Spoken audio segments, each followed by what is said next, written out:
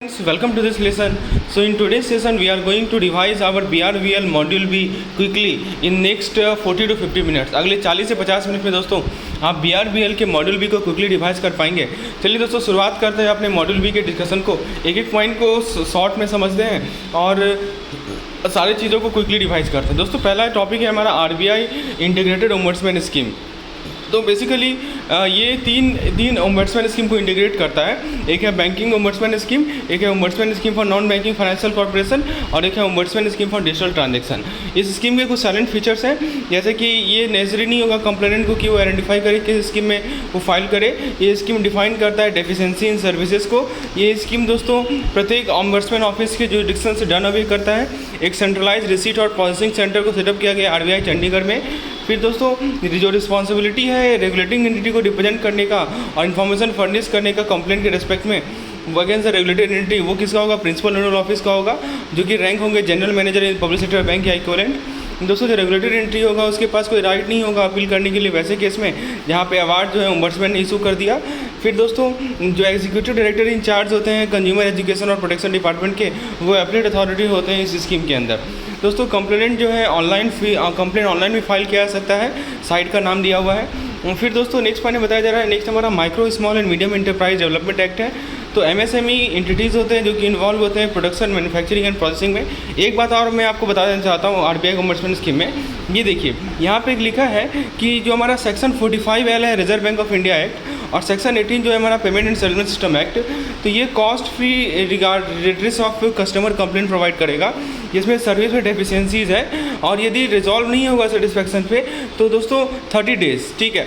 तो मान लीजिए कि आप अपीलेट अथॉरिटी के पास भी जा सकते हैं यदि 30 दिन में कोई इसका रिजोल्यूशन ना हुआ। फिर दोस्तों हमारा एमएसएमई एक्ट है।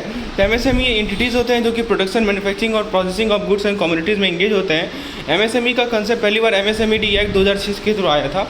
फिर दोस्तों नया डेफिनेशन एमएसएमई का इफेक्टिव था 1/7/2020 से। इसमें दोस्तों माइक्रो इंटरप्राइज का प्लांट एंड मशीनरी में इन्वेस्टमेंट जो है 1 करोड़ से ज़्यादा नहीं होता है और टर्नओवर 5 करोड़ से ज़्यादा नहीं होता है। फिर दोस्तों स्मॉल इंटरप्राइज का प्लांट एंड मशीनरी में जो इन्वेस्टमेंट है वो 10 करोड़ से ज़्यादा नहीं होता है, टर्नओवर 50 करोड़ से ज़्यादा नहीं होता है। मीडियम इंटरप्राइज का इन्वेस्टमेंट जो होता है प्लांट एंड मशीनरी में वो 50 करोड़ से ज़्यादा नहीं होता है और टर्नओवर जो है 250 करोड़ से ज़्यादा नहीं होता है। तो ये याद रखिएगा। तो फिर एमएसएमई के लिए क्या क्या कंडीशन है कि जो भी पर्सन एमएसएमई को इस्टेब्लिश करना चाह रहेगा वो एक उद्यम रजिस्ट्रेशन ऑनलाइन फाइल करेगा उद्यम रजिस्ट्रेशन पोर्टल पे। रजिस्ट्रेशन होने के बाद एक इंटरप्राइज को जिसको यूआरएन नंबर मिलता है, उद्यम रजिस्ट्रेशन नंबर मिलता है, एक ई सर्टिफिकेट मिलता है, इसको यूआरसी उद्यम रजिस्ट्रेशन सर्टिफिकेट कहते हैं। यदि कोई इंटरप्राइज दोस्तों सीलिंग लिमिट को क्रॉस कर लेता है neither of the two criteria investment turnover, तो दोस्तों वो उस कैटेगरी में एग्जिस्ट नहीं करेगा। फिर दोस्तों जितने भी यूनिट्स होते हैं जिसके पास GSTIN है, goods and service tax identification number है, जितने भी यूजर्स यूनिट्स हैं जिनके पास GSTIN नंबर है जो कि लिस्टेड है against the same permanent account number, वो कलेक्टिवली ट्रीट किया जाएगा एक इंटरप्राइज के थ्रू। और टर्नओवर और इन्वेस्टमेंट फिगर जो है सच ऐसे एंटिटीज़ का वो साथ साथ देखा जाएगा। जो हमारा national board for micro and small medium enterprise है, तो दोस्तों जो सेक्शन 2 चैप्टर 2 सेक्शन 3 जो है हमारा ऑफ द एमएसएमई एक्ट 2006, ये प्रोवाइड करता है कि national board of micro small and medium enterprise, जिसको शॉर्ट में NBMSME कहा जाता है, इसके इस्टेब्लिशमेंट के बारे में। सो फ्रेंड्स जो हमारा NBMSME है जिसका फुल फॉर्म होता है दोस्तों हमारा national board for micro small and medium enterprise, इसको इस्टेब्लिश किया गया फर्स्ट टाइम 15 मई 2007 में, जिसके अंदर 47 मेंबर्स थे including chairman, vice chairman and member secretary. तो जो मिनिस्टर इन चार्ज थे मिनिस्ट्री ऑफ एमएसएमई के, वो एक्स ऑफिशियल चेयरमैन होते हैं नेशनल बोर्ड के। दोस्तों NBMSME का साइलेंट फीचर के बारे में बात करते हैं। So friends, if you are targeting CIB 2023 and if you need any type of study material for CIB, you can opt for our paid plan. So friends, we have unit-wise MCQs, we have unit-wise theory PDF, unit-wise we have videos explanation, as well as you have unit-wise mock test and module-wise mock test. So you can take help of all these study material so as to boost your CIB preparation. If you need help in any form, we have MCQs of almost per chapter there are 150 to 200 MCQs, which amounts to almost 3000 MCQs for a single subject. This is enough for clearing all the concepts regarding that particular unit, that particular subject. So if you are interested to get any type of assistance, please WhatsApp me on the numbers shown on the screen. So friends NBMSME basically ये representation provide करता है सारे sections को, segment को, जिसके अंदर association होते हैं माइक्रो स्मॉल और मीडियम मैन्युफैक्चरिंग और सर्विस इंटरप्राइज के। फिर दोस्तों नेशनल बोर्ड का फंक्शन क्या है, ये एग्जामिन करेगा जो फैक्टर्स अफेक्ट करते हैं promotion and development of MSME. फिर दोस्तों ये रिकमेंडेशन करता है मैटर्स में जो कि क्लाउज में होते हैं। So it make recommendation on the matters which are refer to in clause A above और any other matter related to it by the central government. फिर दोस्तों ये एडवाइस करता है सेंट्रल गवर्नमेंट को कैसे फ़ंड को यूज़ किया जाए, जो कि सेक्शन 12 के अंदर कॉन्स्टिट्यूटेड है। एडवाइजरी कमेटी फॉर एमएसएमई, तो section 7 sub section 2 of MSME act 2006 ये प्रोवाइड करता है constitution of an advisory committee for MSME, और इसका नोटिफिकेशन है दोस्तों under chairmanship of secretary ministry of micro small and medium enterprise. जो एडवाइजरी कमेटी होते हैं उसके अंदर 5 ऑफिसर्स होते हैं सेंट्रल गवर्नमेंट के। जो हमारे मेंबर सेक्रेटरी होते हैं एनबीएमएसएमई के, वो मेंबर सेक्रेटरी होते हैं एडवाइजरी कमेटी के भी। एडवाइजरी कमेटी का फंक्शन है कि वो एग्जामिन करता है मैटर्स जो कि एनबीएमएसएमई ने रेफ़र किया है, जो कि प्रमोशन और डेवलपमेंट के रिगार्डिंग है। फ्रेंड्स उसके बाद नेक्स्ट पॉइंट है कि ये एडवाइस प्रोवाइड करता है सेंट्रल गवर्नमेंट को जो भी इशूज़ प्रमोशन डेवलपमेंट और इन्हांसमेंट ऑफ कॉम्पिटिटिवनेस से रिलेटेड है। ये एडवाइस प्रोवाइड करता है स्टेट गवर्नमेंट को किससे, जो इशूज़ रिलेटेड है नोटिफाइंग एनी रूल्स जो कि किया गया है, जो कि प्रोविजन एमएसएमई एक्ट 2006 के अंदर। दोस्तों ये रिकमेंड करता है या एडवाइस करता है सेंट्रल गवर्नमेंट को या स्टेट गवर्नमेंट को या बोर्ड को, जैसा भी केस हो, ठीक है, after taking into consideration the level of employment, investment, need of higher investment in plant and machinery. दोस्तों एमएसईएफसी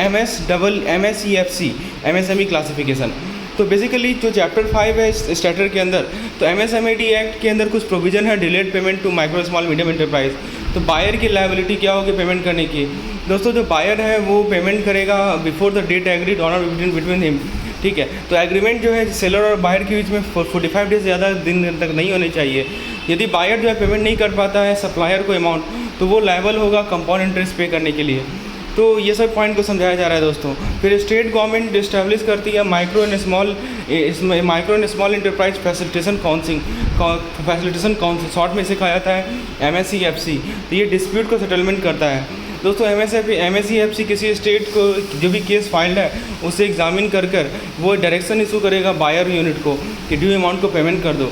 जो बायर होता है वो लायबल होता है कि वो कंपाउंड इंटरेस्ट पे करेगा monthly rest to the supplier on the amount at the 3 time of the bank rate notified by RBI. दोस्तों प्रत्येक रेफरेंस जो कि एमएसईएफसी को दिया जाएगा वो डिसाइड किया जाएगा 90 दिन के पीरियड में। यदि एप्लेंट जो है वो अपील फाइल करना चाहता है तो कोई एप्लीकेशन नहीं होगा for setting aside any decree award by the MSEFC shall be entertained, जब तक वो अवार्ड अमाउंट का 75% को डिपॉजिट ना कर दे। फिर दोस्तों नेक्स्ट है हमारा सारफेसी एक्ट। तो securitisation and reconstruction of financial asset enforcement security interest full form है इसका। ये एक लेजिस्लेशन है जो कि फाइनेंशियल इंस्टीट्यूशन को हेल्प करता है कि वो एसेट क्वालिटी को इंश्योर करे मल्टीपल वे में। सारफेसी एक्ट दोस्तों डिटेल प्रोविजन प्रोवाइड करता है कि एसेट एआरसी के फॉर्मेशन का एक्टिविटीज़ का। दोस्तों कुछ मेन पॉइंट्स हैं सारफेसी एक्ट का। ये लीगल फ्रेमवर्क प्रोवाइड करता है सिक्योरिटाइजेशन एक्टिविटीज़ के लिए भारत में। ये एक प्रोसीड्यूर प्रोवाइड करता है एनपीए का ट्रांसफ़र एसेट एआरसी को। फिर दोस्तों इसमें बताया गया है कि ये जो एक्ट है वो 3 मेथड प्रोवाइड करता है एनपीए की रिकवरी का, securitisation, asset reconstruction, enforcement of security without intervention of court. Securitisation एक प्रोसेस होता है कि आप पूल करें, रिपैकेज करें फाइनेंशियल एसेट को। दोस्तों जो हमारे एसेट रिकस्ट्रक्शन होते हैं, एक्टिविटी होते हैं कि आप एक बैड या नॉन परफॉर्मिंग एसेट को एक परफॉर्मिंग एसेट में कन्वर्ट कर लें। सबसे पहले आप बैड एसेट को परचेज़ करते हैं। कौन परचेज़ करता है? एआरसी परचेज़ करता है, जिसके अंदर हाइपोथिकेटेड एसेट आता है। दोस्तों इस मेथड के माध्यम से जो एआरसी होते हैं वो टेक ओवर कर लेते हैं या चेंज कर लेते हैं बिजनेस के मैनेजमेंट को। जो एक्ट है वो एम्पावर करता है लैंडर को यानी बैंकर को, जब बॉरोवर डिफ़ॉल्ट करेगा तो वो नोटिस इशू करेगा डिफ़ॉल्टिंग बॉरोवर और गारंटर को कि वो डिपे कर दे डेप्ट को within 60 days from date of notice. दोस्तों यदि बॉरोवर कंप्लाई नहीं करेगा नोटिस के साथ तो दोस्तों यहाँ पे जो बैंक है वो इन्फोर्स कर सकती हैं सिक्योरिटी इंटरेस्ट, पोजीशन ले सकती हैं, सेल कर सकती हैं, मैनेजर को अपॉइंट कर सकती हैं सिक्योरिटी को मैनेज करने के लिए, किसी डेटर को कह सकती हैं बॉरोवर को कि सम पे करो ड्यू टू द बॉरोवर। दोस्तों अकाउंट कौन से एलिजिबल हैं जो कि सारफेसी एक्ट के अंदर प्रोसीड के अंदर एलिजिबल हैं? जो भी एनपीए अकाउंट है, तो उसके बाद दोस्तों सिक्योरिटी इंटरेस्ट को क्रिएट होना चाहिए। अमाउंट जो कि क्लेमेबल है, जो कि 1 लाख से ऊपर का अमाउंट है। जो भी अमाउंट जो है वो प्रिंसिपल और इंटरेस्ट का 20% से ज़्यादा होना चाहिए। दोस्तों सूट जो फाइल किया जाएगा प्रोसीड्यूर में वो as per the period of limitation होगा। कौन से एक्शन है सारफेसी एक्ट के अंदर इसको इनिशिएट किया जा सकता है? जैसे claim liability up to 1 lakh, मैंने आपको बताया। फ्रेंड्स सारफेसी एक्ट्स के आउटसाइड परव्यू के आउटसाइड क्या क्या है, जैसे 1 लाख तक का क्लेम हो। उसके बाद दोस्तों आपका सिक्योरिटी इंटरेस्ट जो है एग्रीकल्चर लैंड के में क्रिएट किया गया हो, जब अमाउंट जो ड्यू हो वो प्रिंसिपल अमाउंट के 20% से कम हो, किसी गुड्स मनी या सिक्योरिटी पे लीन हो, मूवेबल पे प्लेज हो, एक सिक्योरिटी को क्रिएट किया जाए किसी एयरक्राफ्ट में, ये सभी दोस्तों आउटसाइड है परव्यू के। और दोस्तों सारफेसी एक्ट के अंदर एक्शन होते हैं जो कि लिमिटेशन सेव नहीं करेंगे। जैसे मान लीजिए कि बोरोवेल अकाउंट है जहाँ पे सिंपल मॉर्टगेज क्रिएट किया गया है, तो आप सारफेसी एक्ट के अंदर प्रोसीड नहीं कर सकते, क्योंकि आप जो है वो एक मोस्ट इंपॉर्टेंट क्राइटेरिया है सारफेसी एक्ट के अंदर, वो ये है कि same is applicable only to the secured creditor resulting in unsecured creditor being out of the purview of this act. एक इंपॉर्टेंट केविट है वो प्रोसेस का कि यदि मान लीजिए कि 2 से ज़्यादा सिक्योर्ड क्रेडिटर है तो जो भी डिसीजन लिया जाएगा, डिसीजन तभी लिया जाएगा जब 75% उसमें से एग्रीमेंट हो जो कि एक्शन लेना है सारफेसी एक्ट के अंदर। दोस्तों फिर सो फ्रेंड्स बैंक के पास राइट है कि वो सीट सिक्योरिटी सिक्योर्ड प्रॉपर्टी के पॉइजन को ले सकता है। बैंक के पास ऑप्शन है कि वो सच प्रॉपर्टी को डील कर सकता है दोस्तों बाई सेल और लीज और assign the right over the seat security. Under the RDB act कोई भी डेप्ट को रिकवर कर सकते हैं, जबकि सारफेसी एक्ट के अंदर केवल सिक्योर्ड डेप्ट को ही रिकवर किया जा सकता है। जो मैक्सिमम डेप्ट अमाउंट है अप्रोच करने के लिए डीआरटी के अंदर वो 20 लाख का है, ठीक है, और जबकि मिनिमम डेप्ट अमाउंट है सारफेसी को रिकवर करने के लिए 1 लाख का है। दोस्तों सारफेसी एक्ट में ऑरिजिनेटर का मतलब होता है कि फाइनेंशियल एसेट का ऑनर, जबकि सारफेसी एक्ट में ऑब्लिगर का मतलब होता है कि जो पर्सन लायबल होता है ऑरिजिनेटर के लिए। जो हमारे सरसई है इसके central registry of securitisation asset reconstruction and security interest of India, इसको सेटअप किया गया section 20 of the securitisation and reconstruction of the financial asset. दोस्तों सो फ्रेंड्स जो हमारा सिक्योर क्रेडिटर का प्रायोरिटी है उसके रिगार्डिंग बताया जा रहा है कि जैसे चार्ज जो बोरोवर ने क्रिएट किया बैंक के फेवर में, और दोस्तों बैंक यदि जैसे चार्ज को सरसे के साथ रजिस्टर करा देता है तो जो भी डेप्ट बैंक को ड्यू है उसे प्रायोरिटी में पे किया जाएगा ओवर ऑल अदर डेप्ट। दोस्तों बताया जा रहा है कि बोरोवेल अकाउंट में जहाँ पे सिंपल मॉर्टगेज क्रिएट किया जाएगा तो आप प्रोसीड नहीं कर सकते सारफेसी एक्ट के अंतर्गत। दोस्तों नेक्स्ट हमारा यूनिट है वो है आरडीडीबी एक्ट यानी डीआरटी एक्ट 1993। तो सरकार ने एक कमेटी हेड अपॉइंट किया था जो कि मिस्टर टी तिवारी के द्वारा हेड किया गया, जिन्होंने रिकमेंड किया कि एक क्वासी जुडिशियल डेडिकेटेड अथॉरिटी होना चाहिए जो कि एक्सक्लूसिवली डील करे और दोस्तों एनपीए के रिकवरी को दोस्तों डिस्पोज करे एक्सपेक्टेड फास्टली। सरकार ने दोस्तों रिकवरी ऑफ डेब्ट due to bank and financial institution RDDBFI act 1993 लाया था। तो डीआरटी और डीआरएटी को इस्टेब्लिश किया गया इस एक्ट के अंतर्गत। डीआरटी का जुरिडिक्शन दोस्तों लोन को कवर होता है, इसका आउटस्टैंडिंग 20 लाख से ऊपर का हो, और दोस्तों पहले कटअप लिमिट था 10 लाख, इसको बढ़ाकर 20 लाख किया गया।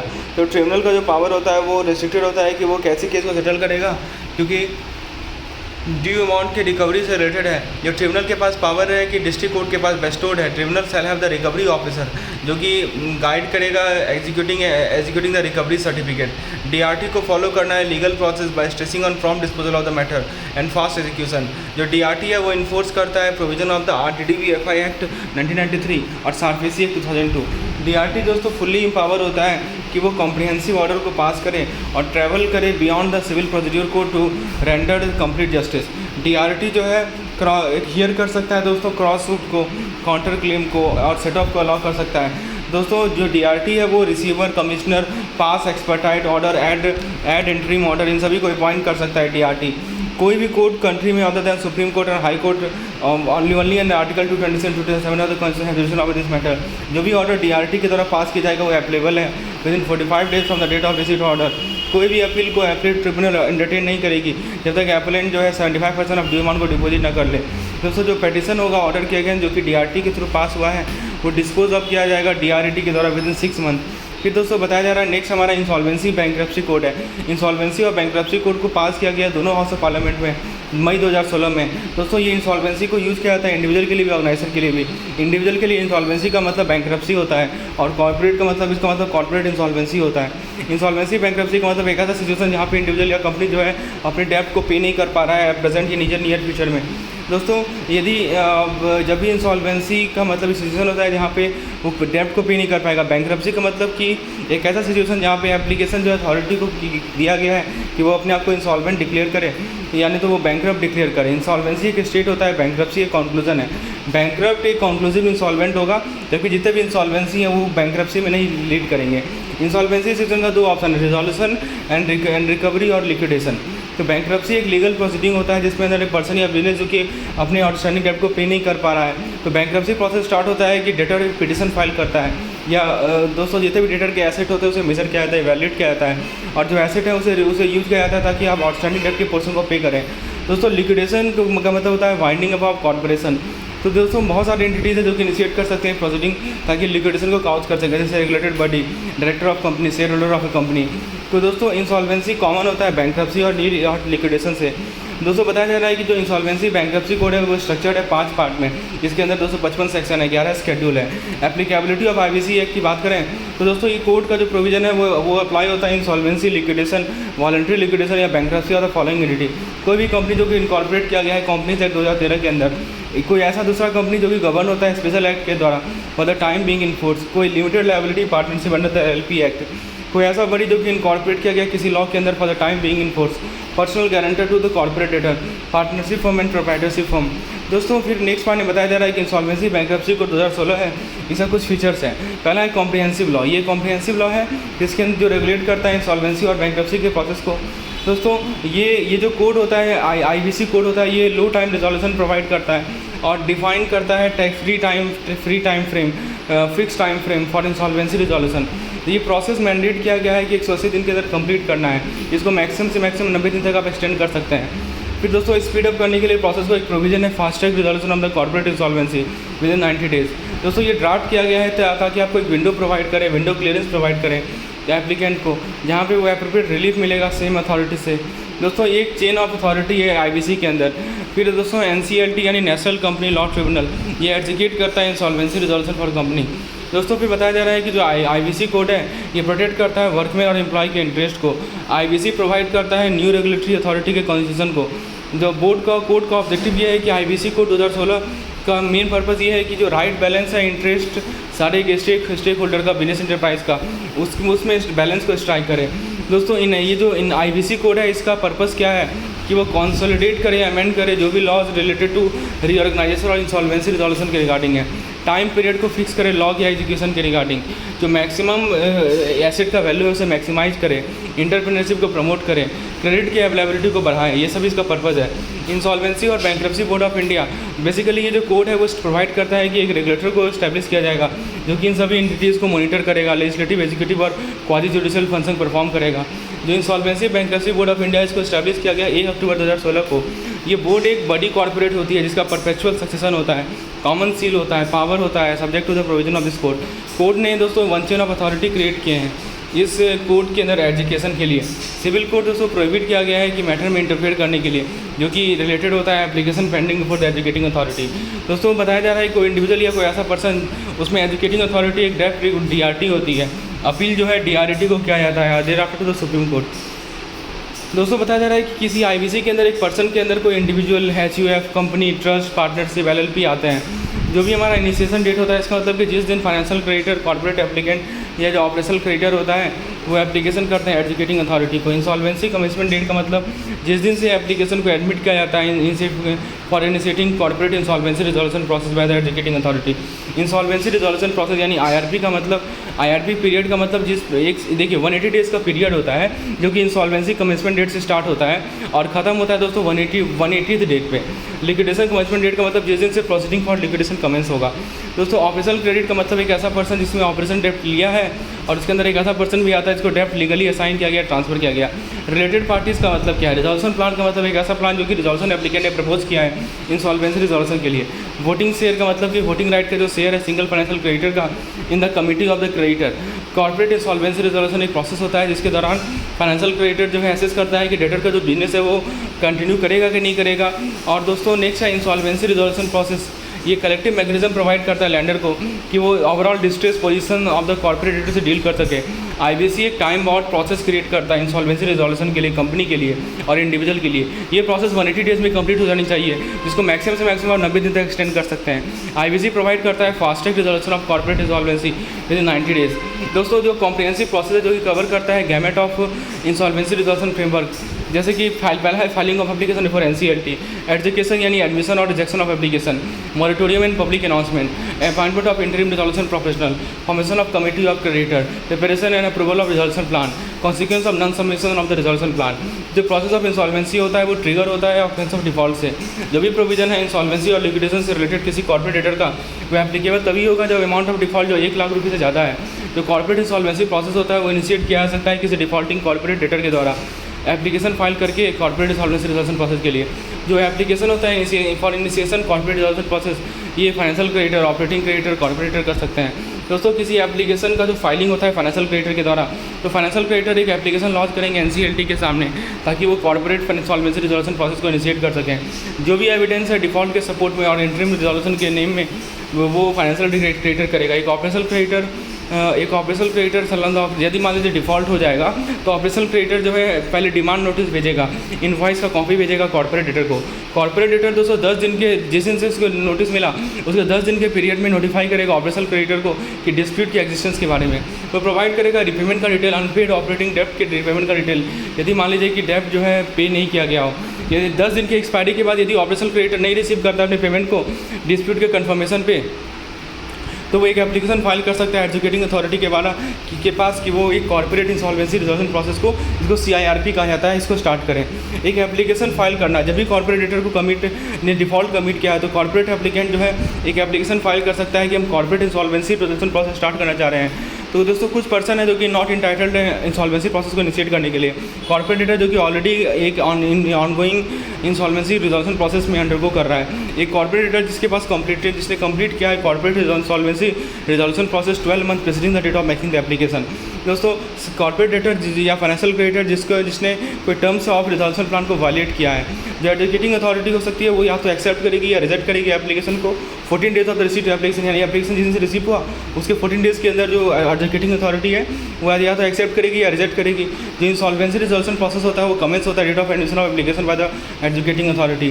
कॉर्पोरेट इंसॉल्वेंसी रिजोल्यूशन प्लान के कमेंसमेंट के बाद एक काल पीरियड होता है 180 दिन का, ये डिक्लेयर किया जाता है, जिसके दौरान सारे लीगल प्रोसीडिंग कॉर्पोरेट डेटर के अगेंस्ट ये हेल्ड किए जाते हैं। जो हमारे सेक्शन 14 है इस कोड के, वो प्रोवाइड करते हैं कि ये जो एक्ट्स हैं ये प्रोहिबिट किए जाएंगे मॉरिटोरियम पीरियड के दौरान।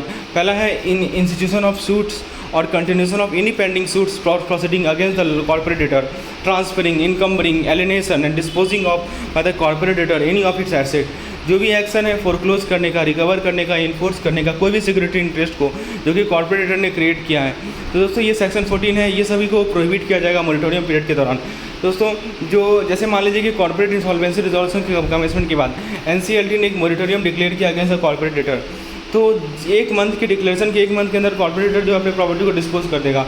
सेक्शन 14 इस कोड का कहता है कि जो भी ट्रांजेक्शन है, जो भी डिस्पोजल है एसेट का कॉर्पोरेट डेटर का ड्यूरिंग द मॉरिटोरियम पीरियड, जो कि 180 दिन के तक होता है from the date of commencement of the corporate insolvency prohibited. यानी दोस्तों कोई ट्रांजेक्शन जो डिस्पोजल है एसेट का कॉर्पोरेट डेटर का, ये सभी प्रोहिबिट किए गए हैं with in the during the moratorium period. जो रिजॉल्वेंसी प्रोफेशनल प्राइमरी का जो हमारे रिजोल्यूशन प्रोफेशनल होते हैं इनका प्राइमरी फंक्शन है कि वो कॉर्पोरेट फॉरवर्ड के मैनेजमेंट को ले लेते हैं। जो IBC का थ्रस्ट होता है वो अलाउ करता है कि कंट्रोल का shift of control from the defaulting debtor management to its creditor. दोस्तों बताया जा रहा है कि interim resolution professional shall make the public announcement करेगा आफ्टर इज अपॉइंटमेंट इमीडिएटली। तो दोस्तों इसके बाद बताया जा रहा है नेक्स्ट पार्ट में कि जो कमिटी होते हैं क्रेडिटर का, उसके अंदर सारे फाइनेंशियल क्रेडिटर होते हैं किसी कॉर्पोरेट डेटर का। दोस्तों जितने भी डिसीजन होते हैं कमिटी ऑफ क्रेडिटर का, वो लिया जाएगा vote of minimum 75% of the voting share of the financial creditor. दोस्तों बात करें facilitator of insolvency resolution under the code, तो इंसॉल्वेंसी प्रोफेशनल कौन होते हैं, इंसॉल्वेंसी प्रोफेशनल एजेंसीज़ कौन होती है, इंसॉल्वेंसी इंफॉर्मेशन यूटिलिटीज़ क्या होती है, एग्जीक्यूटिंग अथॉरिटी कौन है। तो दोस्तों जो रिजोल्यूशन प्रोसेस का प्रोसीडिंग होता है वो NCLT एग्जीक्यूट करती है कंपनीज़ के लिए और DRT एग्जीक्यूट करते हैं इंडिविजुअल के लिए।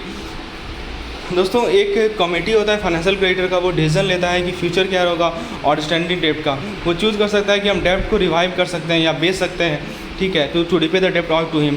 यदि डिसीजन जो है 180 दिन के अंदर नहीं लिया जाएगा तो डेटर ऐसे लिक्विडेशन में चला जाएगा, और यदि डेटर जो है लिक्विडेशन में चला गया तो इंसॉल्वेंसी प्रोफेशनल जो होता है वो लिक्विडेशन प्रोसेस को एडमिनिस्टर करता है। जो IBC होता है वो एक pre packed resolution process provide करता है for stress micro small and medium enterprise. एक प्री पैक एक एग्रीमेंट होता है रिजोल्यूशन का फॉर द डेब्ट ऑफ द डिस्ट्रेस कंपनी। दोस्तों बताया जा रहा है कि प्री पैक इंसॉल्वेंसी स्कीम में जो शेयर होल्डर होते हैं या जो प्रोप्राइटर होते हैं वो कंट्रोल लूज नहीं करते इंटरप्राइज पे। क्रेडिटर जो है वो एग्री करता है terms of with the promoter और a potential investor and seek approval of resolution plan from NCLT। दोस्तों जो प्री पैक स्कीम होता है वो फास्टर रिजोल्यूशन यील्ड करेगा than the corporate insolvency resolution process. जो भी वोटिंग थ्रेशोल्ड होता है रूटीन डिसीजन का जो कि कमेटी ऑफ क्रेडिटर ने लिया है वो रिड्यूस कर दिया गया है 75% से 51%। जो कॉर्पोरेट इंसॉल्वेंसी रिजोल्यूशन प्रोसेस होता है एक रिकवरी मैकेनिज्म है for the creditor of corporate debtor. जो कोरम है मीटिंग का जो कोरम होता है दोस्तों meeting of committee of creditor there should be member holding at least 30% of the voting right either present in person और by video conferencing. Fair value का मतलब estimated realisable value of the asset of the corporate debtor. Liquidation के value का मतलब होता है कि estimated realisable value of the asset of the corporate debtor. जो भी अपील सुप्रीम कोर्ट की होगा वो फाइल किया जाएगा within period of 45 days from the date of order by NCLT के द्वारा जो ऑर्डर आया उसके 45 दिन के अंदर आप सुप्रीम कोर्ट में फाइल कर सकते हैं केस को। अब आप दोस्तों बैंकर्स बुक एविडेंस एक्ट की बात करते हैं तो बैंकर्स बुक के अंदर सारे बुक आते हैं, ledger, day book, cash book या दूसरे तरह के रिकॉर्ड्स होते हैं। बैंकर्स बुक एविडेंस एक्ट दोस्तों स्पेशल प्रिविलेज कन्फर करता है बैंकर को। तो रिकॉर्ड और अकाउंट जो मेंटेन किया जाता है बैंक के द्वारा वॉल्यूमनेस होते हैं और ये डिफिकल्ट होता है बैंकर को कि वो ओरिजिनल लेजर और रिकॉर्ड को प्रोड्यूस कर पाए। दोस्तों बैंकर बुक का जो टर्म है इसके अंदर ledger, day book, cash book, account book ये सभी आते हैं। ये एक्ट प्रोवाइड करता है कि certified copy of the banker book admissible होगा एविडेंस के रूप में। जो टर्म है लीगल प्रोसीडिंग का इसका मतलब ऐसा प्रोसीडिंग या इंक्वायरी जिसमें एविडेंस दिया जा सकता है, इसके अंदर आर्बिट्रेशन और क्रिमिनल प्रोसीडिंग भी आता है। दोस्तों नेक्स्ट है हमारा लीगल सर्विस अथॉरिटी एक्ट 1987। तो एक केस दिया हुआ है दोस्तों MH Hoskot versus state of Maharashtra. तो सुप्रीम कोर्ट ने ये कहा कि because of the proper procedure के कारण court and the preponderance of the lawyer and the charging of the fee due to the technical nature of the law. एक provision है दोस्तों फ्री लीगल एड का, इसे इनकॉर्पोरेट किया जाएगा भारतीय संविधान में। दोस्तों फ्री लीगल एड का इंपॉर्टेंस क्या है? तो equal access to the law is one of the basic right of every citizen. ये लीगल सर्विस प्रोवाइड करता है वनरेबल सेक्शन ऑफ सोसाइटी को। ये इनेबल करता है कि हम जो रिच और पुअर के बीच में डिफरेंस है इसे कम करेंगे। ये इंश्योर करता है कि रिस्ट्रिक्शन जो है प्रिविलेज ग्रुप ऑफ सोसाइटी पे ही रखा जाए from taking the laws into one hand. फिर दोस्तों लीगल सर्विस अथॉरिटी एक्ट 1987 को इनेक्ट किया गया पार्लियामेंट के द्वारा 38th year of Republic of India 1987। लेकिन दोस्तों ये फोर्स में आया 9 नवंबर 1995 को। 1960 में दोस्तों सेंट्रल गवर्नमेंट ने एक लीगल एड स्कीम को इंट्रोड्यूस किया, लेकिन बाद में इसको स्क्रैप कर दिया गया फाइनेंशियल डेप्थ के कारण। दोस्तों जो कमेटी है वो डिसेंट्रलाइज मैनर में काम की और इसने एक कमेटी गठन किया था लीडरशिप ऑफ द PN भागवती ताकि वो एस्टिमेट कर सके, इम्प्लीमेंट कर सके लीगल एड स्कीम को। दोस्तों main course of the legal service authority act 1987 ये था कि hierarchical legal service institution the district, state and centre. देखिए national legal service authority NALSA, Supreme Court legal service authority SC state legal service authority SLSA और High Court legal service committee HCLSC। तो दोस्तों district level service authority की बात करें जिसमें होता है हमारा नेशनल लीगल सर्विस अथॉरिटी। इसका देखिए फंक्शन यहाँ बताया गया है, ठीक है। उसके बाद दोस्तों ये लीगल एड कैंप का ऑर्गेनाइज करती है। ज़्यादा फोकस होता है स्लम एरिया में, रूरल एरिया में। ये फोकस करती है कि लीगल सर्विस क्लिनिक को इस्टेब्लिश करें। ये डिस्प्यूट को सेटल करती है आर्बिट्रेशन नेगोशिएशन के माध्यम से। ये ग्रांट एड प्रोवाइड करती है दोस्तों सोशल सर्विस इंस्टीट्यूशन को। उसके बाद दोस्तों स्टेट लेवल सर्विस अथॉरिटी की बात करें तो प्रत्येक स्टेट का अपना एक स्टेट लीगल सर्विस अथॉरिटी होता है ताकि वो लीगल सर्विस प्रोवाइड कर सके वो लोगों को जिनको एक्सेस नहीं है इसी चीज़ का। ये दोस्तों section 6 of the legal service authority act के अंदर आता है। तो उसके बाद दोस्तों हमारे डिस्ट्रिक्ट लीगल सर्विस अथॉरिटी होते हैं, ये हमारे लीगल सर्विस अथॉरिटी एक्ट 1987 के सेक्शन 9 के अंदर आते हैं। दोस्तों फिर देखिए लीगल सर्विस देने का क्राइटेरिया क्या है? तो जो पर्सन के पास एक एनुअल इनकम जो है 9,000 रुपये से कम होना चाहिए अकॉर्डिंग टू स्टेट गवर्नमेंट और 12,000 रुपये से कम होना चाहिए अकॉर्डिंग टू सेंट्रल गवर्नमेंट। तो जो विक्टिम्स हैं एथनिक वायलेंस का, मास डिजास्टर का, नेचुरल कैलामिटीज़ का, जो लोग डिजेबल हैं, वुमेन हैं, चिल्ड्रेन हैं, जो लोग बिलोंग करते हैं किसी शेड्यूल कास्ट या शेड्यूल ट्राइब से। दोस्तों लोक अदालत जो है आया था section 19 of the legal service authority 1987। जितने भी सेंट्रल स्टेट और डिस्ट्रिक्ट लीगल सर्विस अथॉरिटी हैं वो लोक अदालत को कंडक्ट करते हैं। दोस्तों जो लोक अदालत के मेंबर होते हैं वो डील करते हैं पार्टी जो कि फेयरली के साथ और इम्पार्शियलिटी के साथ। कोई फ़ी पे नहीं करना पड़ता है कोर्ट को जब भी कोई डिस्प्यूट को फाइल किया जाता है लोक अदालत के पास। दोस्तों केसेस की बात करें तो जैसे फैमिली डिस्प्यूट हो गया, म्यूटेशन ऑफ लैंड केस हो गया, कंपाउंडेबल क्रिमिनल ऑफेंस हो गया, इंक्रोचमेंट ऑन फॉरेस्ट लैंड हो गया, लैंड एक्विजिशन डिस्प्यूट हो गया, ये सभी केसेस लोक अदालत के पास होते हैं। टाइप ऑफ लोक अदालत की बात करें तो नेशनल लेवल लोक अदालत होते हैं। ये रेगुलर इंटरवल पे होता है through out the country supreme court में।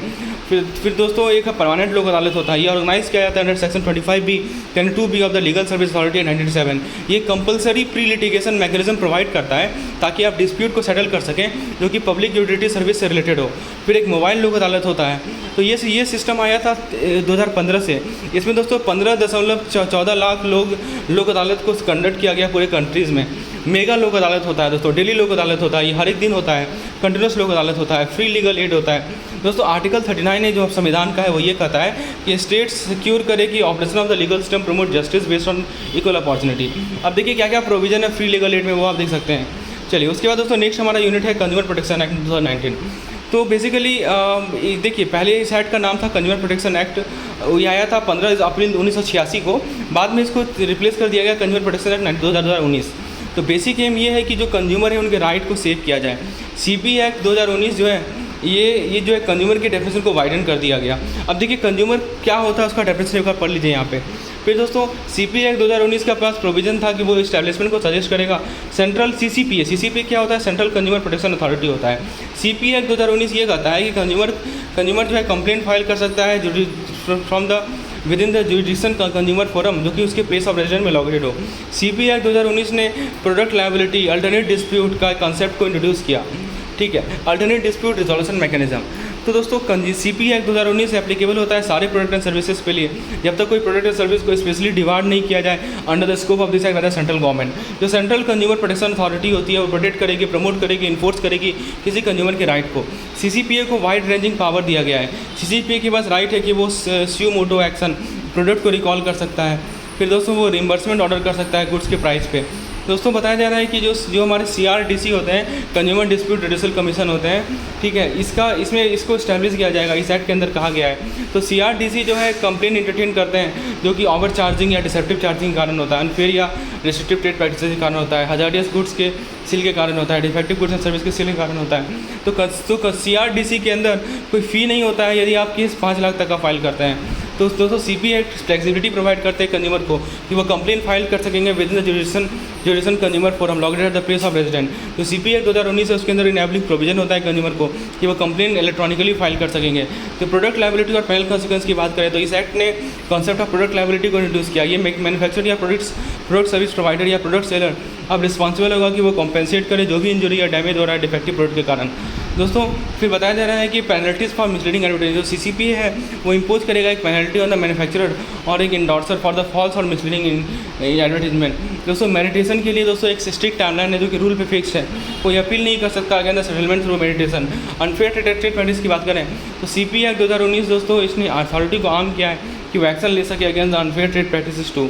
रिस्पॉन्सिबल इंडोर्समेंट की बात करें तो CP एक्ट 2019 में दोस्तों लायबिलिटी फिक्स करता है इंडोर्सर के लिए और दोस्तों सारा स्टेक होल्डर्स के अंदर जो कि ब्रांड हो सकता है, एजेंसीज हो सकते हैं, सेलिब्रिटीज़ हो सकते हैं, ठीक है, वो रिस्पॉन्सिबल बनाता है। नेक्स्ट है दोस्तों हमारा लॉज ऑफ लिमिटेशन। तो बेसिकली ये लिमिट स्पेसिफाई करता है प्रत्येक डिस्प्यूट के लिए ताकि लिटिगेशन प्रोसेस को अंत कर सकें।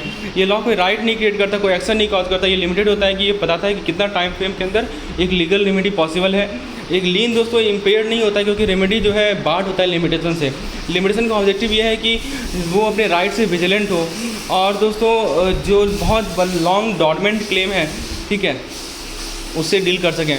दोस्तों जो प्रेजेंट लिमिटेशन एक्ट 1963 है इसको पास किया गया ताकि third report of the law commission को इम्प्लीमेंट कर सकें।